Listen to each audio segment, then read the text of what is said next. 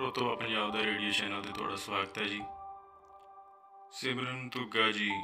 ਸਰਪ੍ਰਸਤ ਅਦਾਰਾ ਸ਼ਬਦ ਕਾਫਲਾ ਉਹਨਾਂ ਦੀ ਕਲਮ ਦੇ ਵਿੱਚੋਂ ਮੈਂ ਫਕੀਰਨ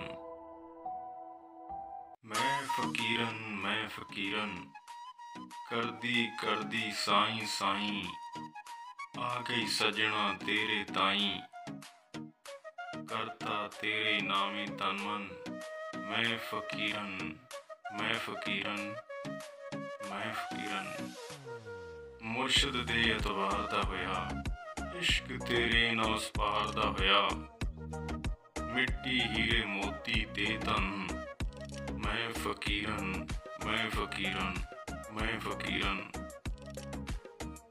ਮਹਿਲ ਮੁਨਾਰੇ ਕੋਠੀਆਂ ਕਾਰਾਂ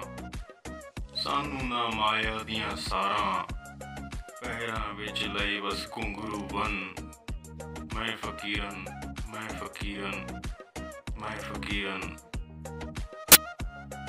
ਕਫਨ ਬਿਨਾ ਕੁਝ ਨਾਲ ਨਾ ਜਾਣਾ ਬਸ ਸਿਮਰਨ ਕੀਤਾ ਕੰਮ ਆਣਾ ਇਹੀ ਤਾਂ ਸੱਚ ਪੱਲੇ ਲਿਆ ਬਨ ਮੈਂ ਫਕੀਰਨ